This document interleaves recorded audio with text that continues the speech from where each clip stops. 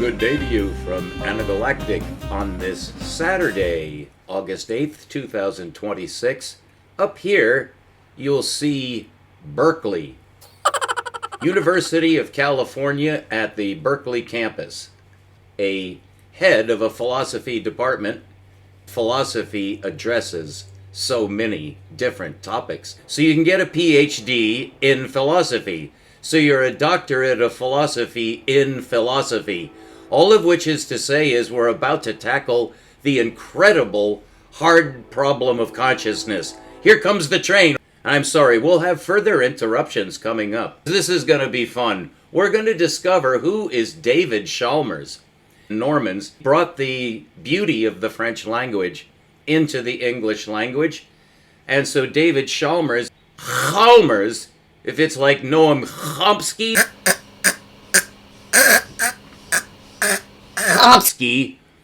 that could be how David Chalmers pronounces his name. Chalmers, Shalmers, or something worse. I have never seen this guy. Over the past year, I've heard his name about 24 times. Today, I'm taking the time out to do research. Yeah, you're not doing exactly what you want to do. What you want to do is discover stuff for yourself, get to the cutting edge, and make progress. We're here to solve problems. We're not here to make theories. I have done just a little bit of preliminary research. David came up with a term that is so powerful that it has been adopted into speech, and that is called the hard problem of consciousness. A new term in the English language. You got to be good to do that. Well, David has done that. He actually introduced this term. It's fully accredited to him by the search bots, the chat bots, the AI bots, about which we're going to be talking. This is how Anagalactic enters the picture. Anagalactic and Extragalactic Interactive Online University. That's AEIOU.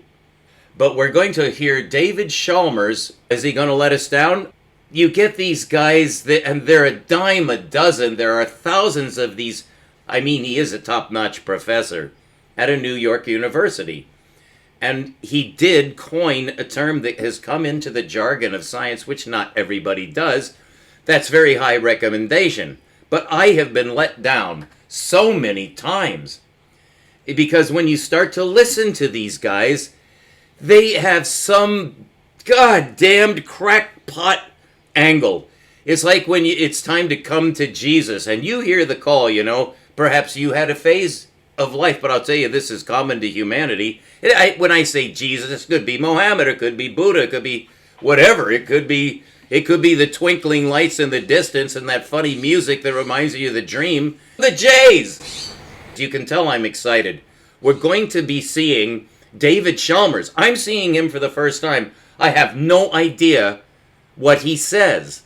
The only thing I know about David Chalmers, other than the few blurbs I read this morning as the sun was coming up, the only thing I know about David Chalmers, which I have heard now over a dozen times, is that David Chalmers talks about consciousness in such a way that everybody wants to hear what he says.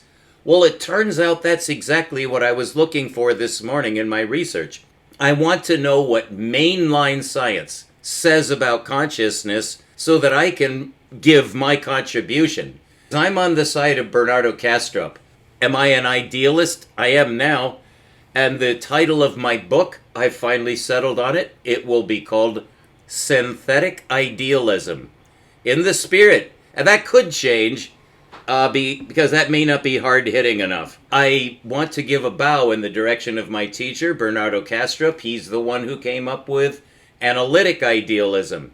This is the new framework for physics, which is superpositional, so it doesn't take the place of the current framework. It supersedes it, so you have a super framework into which you can put physicality. Physics is about physicality. Well, consciousness is not physical. And there's a whole list of phenomena now. As of the 20th century, now we're a quarter of the way through the 21st century, there is a non-physical space. I discovered that. The right word is space. The physical universe that physics has been probing, we now know is a very limited viewpoint or perspective. The correct term is frame of reference, although there's a converse to that. There's a frame of reference for physics that Bernardo Kastrup has identified as the derivative. That's exactly analogous to my discovery that the number system in geometry that's been in use in science for over 2 millennia is also the derivative. So the number system we use is derivative of a real number system. The Euclidean geometry is the derivative linear version of a much better system. And Bernardo Kastrup has discovered that atomicity, the definition of science to the present day, is the study of science, that is the study of physics, in the framework of atoms. That is points. That is points on a line. And that's incorrect, because the universe does not actually use that system. And everything we've been doing with linear geometry, and in fact with linear numbers, is actually just playing with blocks. And we've actually done nothing. And the fact that we now have rockets, because of our science, because of all of these numbers and geometry and everything I just said, we now have rockets. We now have rockets so that anybody who wants to, whether they're human or not, whether they're actually human or not, I'm just saying, whoever wants to get into outer space can go into outer space now. Well, humans don't want to do that. Humans do not want to go into outer space. Not at all. And science can actually tell us and inform us very clearly why you do not want to go into outer space. If you do go into outer space, first of all, you won't make it. No, you're not going into outer space. Here's why. Once you get higher up than the top of Everest, which is 5 miles up, it's actually more, but you can work that out with your slide rule. If you go up more than 5 miles above the mean surface of the Earth ocean, you will die of asphyxiation because there's not enough oxygen to live. Period. So you're not going into outer space because you're not going to leave this fucking atmosphere. Well, if you use enough technology, you can still put a human being into a sardine can. You can put a human into a can and fire him into outer space. Well, who would do that? A human would not do that. A human would not even think of such a stupid thing. So science is something that needs to be analyzed with a jaundiced eye. Why the fuck are humans capable of harnessing the energy that we find all around us? What allows us to do that? Because that's not in the Bible. That is not in the Quran. There is no Chinese or subcontinental religion that talks about technology. Not at all.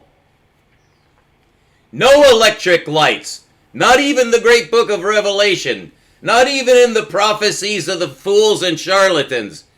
Nobody ever has encountered technology. Where the fuck did humans get this power? Where did humans get the power to go into outer space?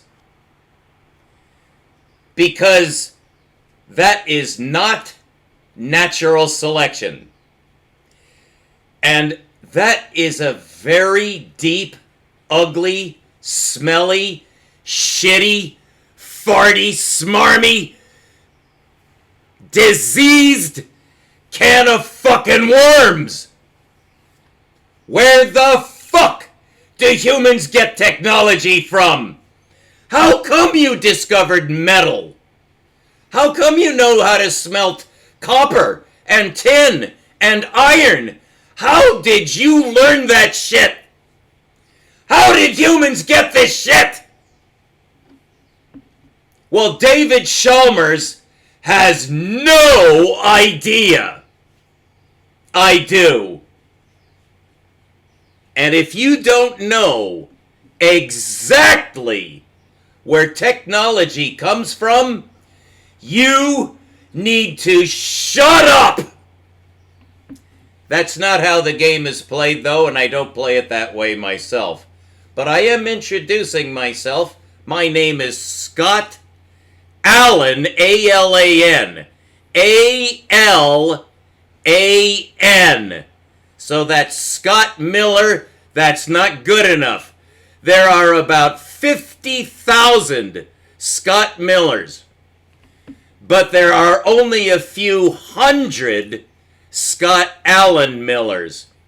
But that's still, you would never find my name so that it was identified with me. Today we're going to talk about a man who is known to everybody in science at the cutting edge. Everybody loves David Chalmers, except I don't.